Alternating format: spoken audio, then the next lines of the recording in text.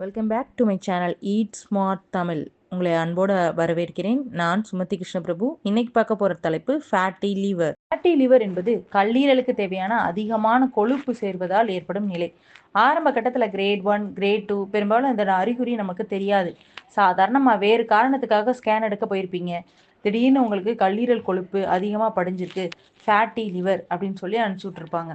ஆனால் அதை அலட்சியம் நம்ம செய்தால் காலப்போக்கில் லிவர் வீக்கம், சோர்வு, அஜீரணம், ஜாண்டிஸ் போன்ற பல பிரச்சனைகள் உருவாகி சிலருக்கு கடுமையான லிவர் நோயாகவும் மாற வாய்ப்புள்ளது. சிரோசிஸ் ஆஃப் லிவராகவும் மாற வாய்ப்புள்ளது. இதற்கு ஒரு முக்கிய காரணங்கள் அதிகமாக எண்ணெயில் பொரித்த உணவுகளை நம்ம சாப்பிட்றது, அடிக்கடி அசைவ உணவுகள் அதாவது ரெட் மீட் அப்படின்னு சொல்லக்கூடிய இறைச்சிகள் சாப்பிட்றது, உடற்பயிற்சி இல்லாதது, குறிப்பாக கார்போஹைட்ரேட் ஃபுட்டு அதிகமாக, அதாவது அதிகமான இட்லி தோசை சாப்பிட்றவங்களுக்கும் இந்த மாதிரி ஃபேட்டி லிவர் வர்றதுக்காக சான்சஸ் நிறைய இருக்குது. அது போக பயிற்சி இல்லாதது, அதாவது உடற்பயிற்சி சுத்தமாக நடக்கிறதோ எந்த ஒரு உடற்பயிற்சி இல்லாமல் ஒரே இடத்துல ரொம்ப நேரம் உட்காந்துருக்கவங்களுக்கும் இந்த மாதிரி ப்ராப்ளம் வர சான்சஸ் அதிகமாக இருக்குது.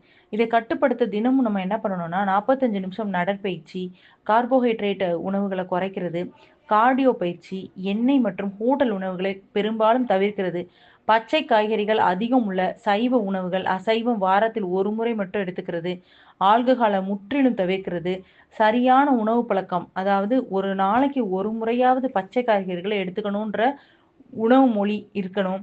அதே மாதிரி தொடர்ச்சியான உடற்பயிற்சி மூலம் ஃபேட்டி லிவரை முழுமையாக கட்டுப்படுத்தலாம். பல நேரங்களில் நார்மல் நிலைக்கும் கொண்டு வர வாய்ப்பு அதிகமாக இருக்கிறது.